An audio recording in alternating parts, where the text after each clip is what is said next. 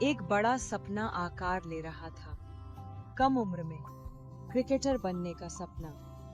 यह कहानी है राहुल की, जो एक छोटे से गांव से क्रिकेट के भव्य मंच तक पहुंचने की कोशिश करता है। छोटे शहर का क्रिकेटर उत्तर प्रदेश के छोटे से गांव बुरहरवन में जन्मे राहुल को बहुत कम उम्र से ही क्रिकेट का जुनून था। गांव में एक बड़ा आम का पेड़ था, जिसके नीचे बच्चे क्रिकेट खेलते थे। राहुल का क्रिकेट से पहला परिचय तब हुआ जब उसने बड़े लड़कों को बल्ले और गेंद के साथ खेलते देखा। उसने लकड़ी के एक टुकड़े से बल्ला बनाया, कपड़े का एक टुकड़ा बांधकर गेंद बनाई और अपने दोस्तों के साथ खेलना शुरू कर दिया। उसके माता पिता चाहते थे कि वह पढ़ाई पर ध्यान दे और एक अच्छी नौकरी करे। उसकी माँ उसे डांटती थी, राहुल, क्रिकेट खेलकर तुम्हारा पेट नहीं भरेगा, पढ़ाई करो। लेकिन राहुल के सपने बड़े थे। वह गुप्त रूप से खेलता रहा, बड़े खिलाड़ियों के शॉट्स को ध्यान से देखता और अपने खेल को सुधारता। हर साल गांव में दशहरा मेले के दौरान एक क्रिकेट टूर्नामेंट होता था। इस बार राहुल की टीम को खेलने का मौका मिला। समस्या यह थी कि राहुल के पास न तो अच्छा बल्ला था और न ही अच्छे जूते।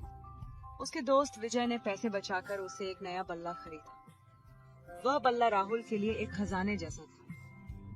टूर्नामेंट का दिन आ गया और पूरा गांव मैदान में इकट्ठा हो गया। राहुल की टीम ने पहले बल्लेबाजी की। जब राहुल क्रीज पर आया तो उसकी आंखों में सपने चमक रहे थे कि पहली गेंद पर छक्का।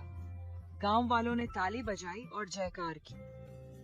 राहुल ने 50 रन बनाए और अपनी टीम को जीत दिलाई। यह उसके जीवन का पहला बड़ा क्षण था। टूर्नामेंट के बाद राहुल की क्रिकेट कौशल की चर्चा पूरे जिले में होने लगी। हालांकि उसके पिता इससे खुश नहीं थे। क्रिकेट तुम्हें कहीं नहीं ले जाएगा। राहुल ने अंतर्राष्ट्रीय क्रिकेट में अपनी पहचान बना ली थी, लेकिन क्रिकेट सिर्फ एक खेल नहीं था, यह एक मानसिक और शारीरिक लड़ाई भी थी। अंतर्राष्ट्रीय क्रिकेट में दबाव और अपेक्षाएं बहुत अधिक थी। राहुल भी इससे अलग नहीं थे। एक मैच में शतक बनाने के बाद अगर वह अगले मैच में आउट हो जाते तो लोग उनकी आलोचना करने लगते। एक सीरीज में राहुल लगातार 5 मैचों में असफल रहे। मीडिया और सोशल मीडिया पर टिप्पणियों से भरा हुआ था, जिसमें उन्हें एक सीजन का चमत्कार कहा जा रहा था। उसने अपनी मां को फोन किया, जो हमेशा उसकी ताकत का स्रोत रही थी। उन्होंने सिर्फ एक बात कही, बेटा, जब तुम गांव की गलियों में खेलते थे तब भी तुम आउट होते थे, लेकिन क्या तुमने तब खेलना बंद कर दिया था? यह सुनकर राहुल को एहसास हुआ कि क्रिकेट हमेशा जीत नहीं लाता, बल्कि यह वह है जो हर गिरावट के बाद उठता है, जो सच्चा चैंपियन होता है।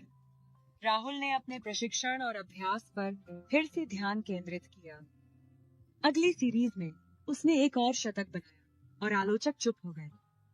अब राहुल का अगला लक्ष्य विश्व कप में खेलना था और भारत के लिए ट्रॉफी जीतना था। जिस दिन विश्व कप टीम की घोषणा हुई, राहुल बेहद नर्वस था। जब उसका नाम घोषित हुआ तो उसकी आंखों में आंसू भर आए। वह सपना जिसे वह बचपन से संजो रहा था, अब सच होने वाला था। विश्व कप के दौरान राहुल ने सेमीफाइनल में शानदार शतक बनाया, जिससे भारत फाइनल में पहुंच गया। फाइनल मैच में उसने 70 से अधिक रन बनाए और भारत ने विश्व कप जीत लिया। उस दिन राहुल के माता पिता टीवी के सामने बैठे थे, खुशी के आंसू बहा रहे थे। पूरा गांव ढोल और झांझ के साथ जश्न मना रहा था। वही गांव वाले जिन्होंने कभी कहा था कि क्रिकेट तुम्हें कहीं नहीं ले जाएगा, अब राहुल को एक उदाहरण के रूप में पेश कर रहे थे। राहुल अब सिर्फ एक क्रिकेटर नहीं थे, वह एक युवा आइकन बन चुके थे। उन्होंने न केवल अपनी जिंदगी बदली थी, बल्कि अपने गांव के बच्चों के सपनों को भी बदल दिया था। उनके गांव की क्रिकेट अकादमी में नए खिलाड़ियों को प्रशिक्षण दिया जा रहा था।